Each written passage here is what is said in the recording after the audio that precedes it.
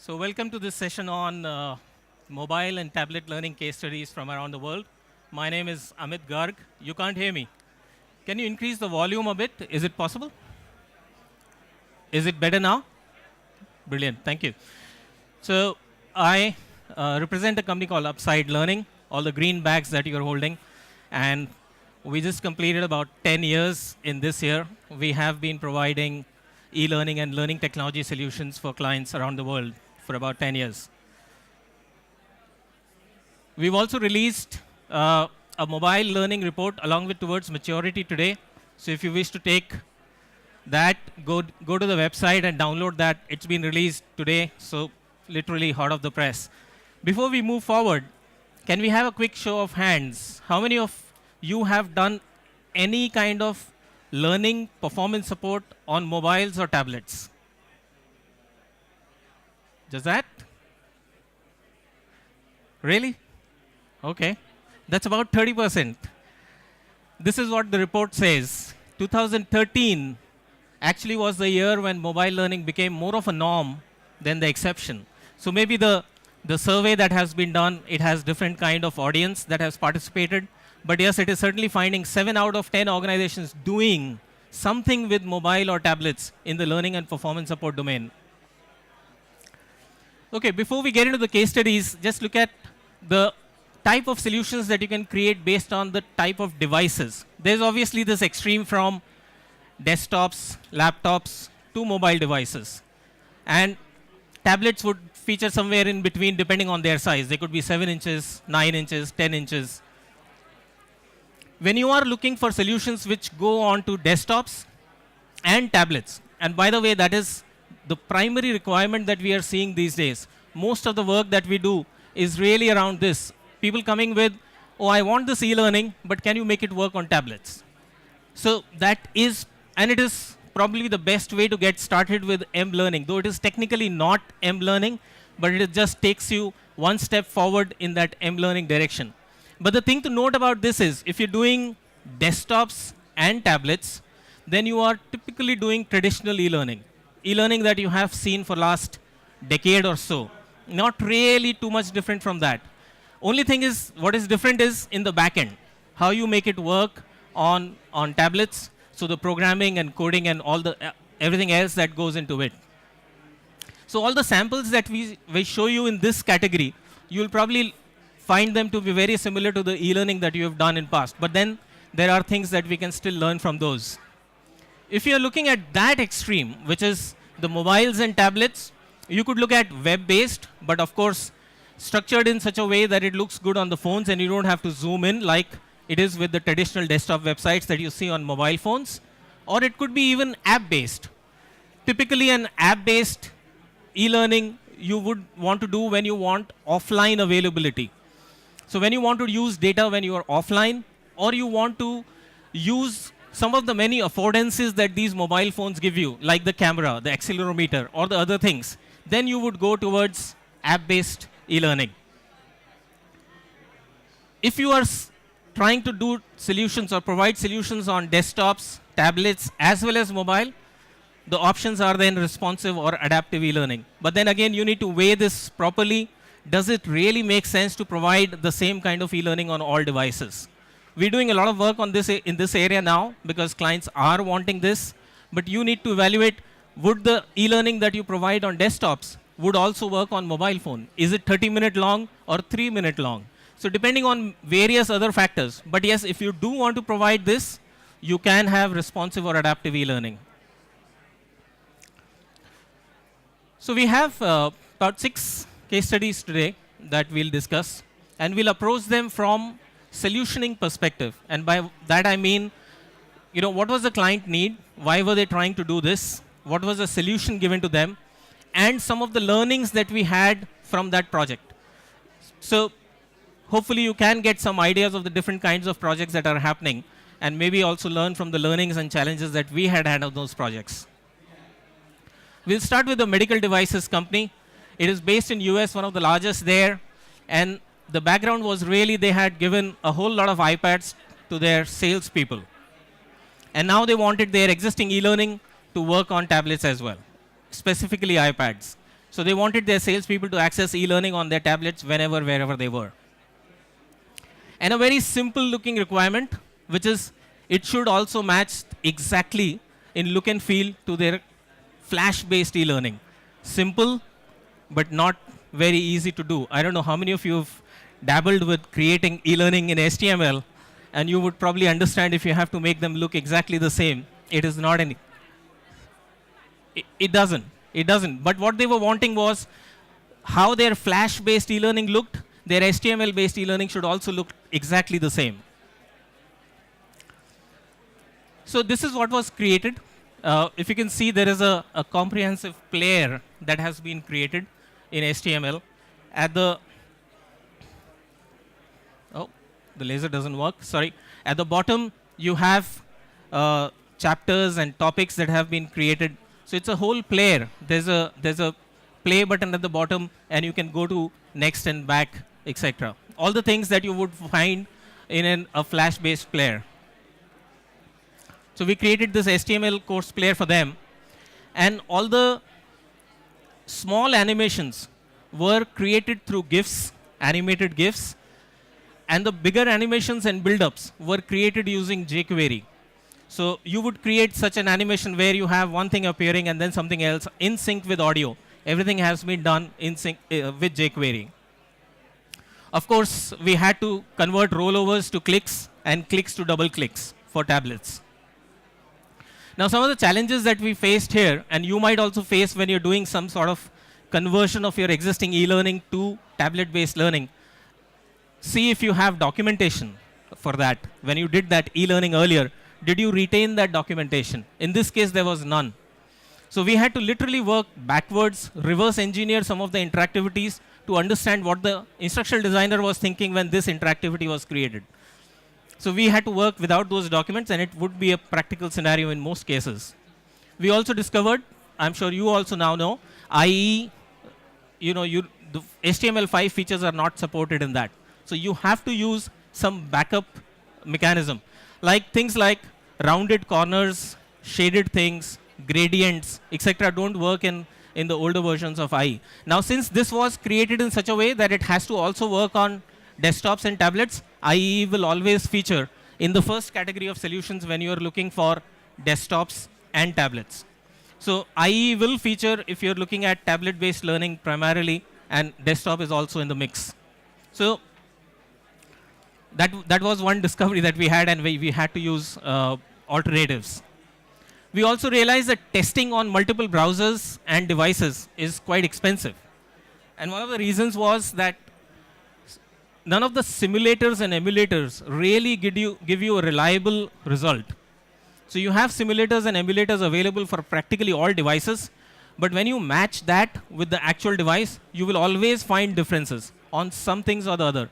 So we have come to this conclusion that the testing should ideally be done on actual devices. Even if you can narrow down your primary devices to 4 or 5, you may actually go and use it on 20 different devices, but if 4 or 5 devices are your primary target audience, then you may want to test on physical devices for at least that set. The second case study is from Vocalect, which is a world leader in voice-enabled warehousing and supply chain solutions. They are now a part of Honeywell. We've been working with Vocalect for over 4 years. They use our LMS, and we do a lot of bespoke e-learning work for them. In fact, for the work that we've done with them, Vocalect and Upside Learning team won the e-learning team of the year award last year. Here, the requirement was similar to the previous one because they wanted to use their existing e-learning programs and convert them to something on tablets, but it was not exactly the same. So what they were looking for was to convert them to a library of smaller nuggets, which were to be used to reinforce their ILT programs.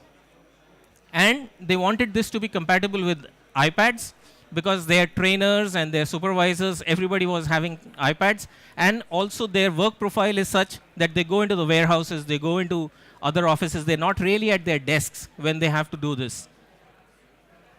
And of course, they wanted it to be searchable in LMS. So this was a real implementation of just-in-time availability of learning nuggets from wherever you are. So on your iPad, you will, I'll just show you the LMS as well. But this is the kind of nuggets that we created. Each nugget would have 2 to 4 screens, 1, 2. And so there's a very minimal HTML player that has been created for that. And each nugget was really packaged as a video. And interactivities were built in separately in HTML. So we had to pull out the animations and other information that we were giving and package them as a video. And the rest as an interactivity. So this was the LMS that they used for search.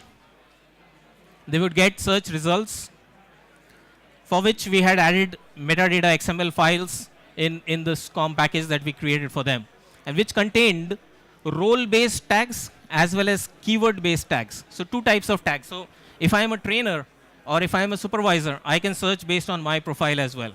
And these metadata files were kept in such a way that you could just edit those files later on without really changing anything else, and it would respond to those kind of search elements through the LMS. The challenges in the original program, some of those flash animations were longer and interactivities came after 5 minutes, 7 minutes, 10 minutes. So we had to really break them into smaller nuggets, not really exceeding 10 minutes, and recreate some of those interactivities and questions that were there in that. We had to use Flash as a fallback, which is kind of an irony. We're running away from Flash, but because it is also being delivered on desktops, you still want IE8 to be supported, and hence for all your videos, you want Flash to be a fallback because it doesn't accept any other plugin. We also modified our LMS so that it could accept these metadata XML files. The third case study is from Saudi Arabia. This is the name of the app that was created, Al Jasser, which is for imparting English language skills to Saudi people. Of course, they wanted offline availability in this because they wanted the learners to be able to review the material again and again, so they could practice when they were offline, whenever, and they can go back to those lessons if they wanted to. They also wanted to have an in-app purchase mechanism, which is they gave the app for free, and you had certain sections of the app available for checking. If you liked it, you can go and purchase through the app itself. And of course, it was multilingual because it was for people who were native Arabic speakers. So it was English and Arabic app. This is what we created, which is essentially a modified version of our mobile performance support platform called Upside Go. So we kind of redid this to suit their requirements. As you can see in the second screen, those are the courses they have. In each course, there are units, and the first 4 units were available for free. So if you downloaded the app, you would get those free 4 units. You could see those and then decide whether you want to purchase beyond that. And within a unit, you would have all of these listening, vocabulary, grammar, etc. And we built in the in-app purchases and SMS notifications. So essentially what they were doing were, when you downloaded the app, you saw the 4 units, you wanted to register, so you have to send that information through the app. You will get a code, and you use that code to then pay. So they can track which user, and by mobile number. That's why the SMS was used, so they can track each user by their mobile number. The challenge is integrating the in-app purchases for all the 3 different platforms, because this went on iOS, BlackBerry, and Android, all 3 platforms. The challenges were really in integrating a single in-app purchase mechanism. iOS has its own way of handling these things, as some of you might know. And we implemented one card for the other platforms. We also faced a little bit of challenge in SMS testing notification for every release that we had and every modification we made in the scope. The SMS testing had to be done in Saudi Arabia because you were testing those mobile numbers. So, being based in India for doing the development work and doing testing in Saudi Arabia did become a little bit of challenge. Our partners were very helpful, but yes. The 4th case study is Zangro. Zangro is a leading provider of janitorial products. They wanted to do training for their employees and distributor executives. And they also wanted to provide just-in-time access to product information. So there were two distinct objectives which they wanted in one integrated solution. So they didn't want to have two separate solutions for that. So we created e-learning, which, as I said, looks very similar to the traditional e-learning that you would do. But this was created for both desktops as well as tablets.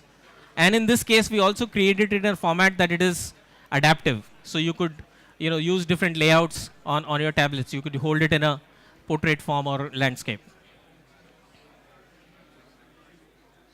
This is the Upside to Go platform, which was used and integrated with our LMS to give them a unified solution. In this, we integrated a QR code reader as well to give them just-in-time access to the product information that they were looking for. So what is happening here is you can scan a QR code through your phone. It launches a 1 to 2 minute product user guide, which is launched as a video on your phone. So anybody can work with any of their products just by launching a quick video by scanning the QR code that is available on the product itself.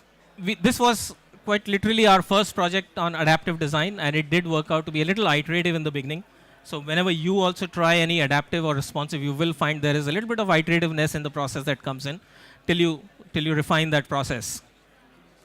Again, like the in-app purchase issue in the previous case study, the QR code integration with 3 different platforms was again a little bit of a challenge because you can't find any one solution which can work for all 3. So you have to have different solutions for all 3 platforms. And once again, we had to use Flash as fallback for lower I versions. Incidentally, this solution did win the Cleaning Solutions Innovation Award last year. Our 5th case study is called Cable Calculator. This is for electricians to calculate the size of the cable that they need for doing any particular job. Now, this was done for an apprenticeship training institute here in UK, and they simply wanted a tool that would help practitioners do some calculations easily, which is otherwise a very lengthy process. It's something that involves a lot of parameters initially to be put into a lot of different equations, and then you have manuals which would have tables and graphs that you need to refer to. And there is every chance of a practitioner making a mistake in referring to a wrong table, picking up a wrong value, implementing a formula wrong, etc. So some of those things had to be taken care of in this. So we created a iPhone native app for them, which is having 5 stages. If you can see at the bottom, there are 5 steps to calculate the cable size. And you just need to put in values. And it helps you by offering options which you can choose from for each of those values that you need to enter. So essentially, everything is coded inside the app itself. You don't have to go outside the app to do anything. The last screen is essentially the result that you get. So you would get the cable length based on all the calculations or the parameters that you've entered and the calculations that are being done inside. The key challenge here was really to understand the actual process that a practitioner adopts, because there are so many different parameters on which it is based. The type of house, the type of office, the type of other workplace that you're looking at, which area it is located in, what are the temperatures that it goes to, etc., etc. There's so many things that they have to look at, which are to be included. And then there are complex formulas that had to be coded in, which was converting all the tables and formulas in Objective-C was another challenge. Just imagine some of those British Standard booklets which have graphs which need to be now put into tables so that the phone can really work on that. Our last case study is on Fred, which is a framework for responsive e-learning development. This is an in-house project for us. The requirement was largely to get a development tool or a framework which our team could use to work with to create responsive projects. And this was to move from a Flash-based framework that we had earlier to an HTML-based, as the demand was shifting towards HTML. But when we looked around about 2 years ago, if there was something like this existing, there was none. So we went ahead and created something for ourselves, which we use internally now to create responsive e-learning projects.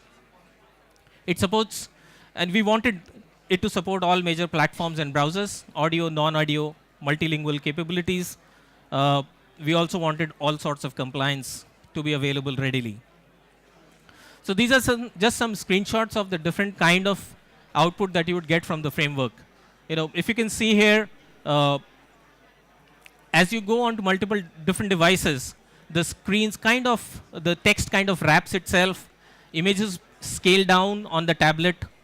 The menu that you have at the bottom, it goes to the top on the mobile phone. So it kind of readjusts itself, as you access it from different devices. But it is the same source and the same link that you are accessing. And there are a few other templates.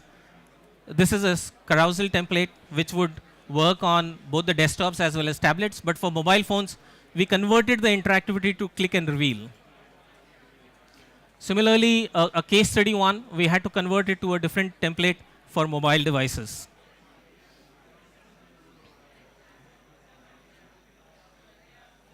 That's a video-based template, and that's an assessment template. So the solution was really 20 unique templates. It's an HTML4 plus 5 architecture. And why HTML4 is because most of the e-learning, responsive e-learning that we are creating still targets desktops. And if you're targeting desktops, you need to be taking care of the IE lower versions. It supports audio, video, SVG, Canvas, sprite sheets. And it can output on a link. So you could put it on any server, or you could put it on an LMS, or you can package it as an app through PhoneGap. Key challenges we faced here is it's a very, very iterative process, because the instructional designers, the graphic designers, none of them are really in this mold right now to create responsive. As they work with few projects, they start understanding exactly what is to be done, how they have to think, and it takes more effort for them to really think for multiple screens while they are storyboarding. In fact, we believe that the storyboarding formats itself will have to change. They are currently a little too rigid, keeping a frame in mind. So they say, on this corner, show this. On right side, show this. Let the animation move from left to right. And that may not happen on a mobile. It might move from top to bottom. So the storyboard itself might have to change. Of course, you cannot use all the features of HTML5 due to IE8 constraint. And testing is a big effort. I spoke about that earlier. We do believe that you need to test on the primary set of devices on physical devices rather than testing it on simulators and emulators. That's it from my side. If you have any questions, we can take up here. Else, we are right behind this theater, booth number 25. We'll see you there if you want to. Thank you very much.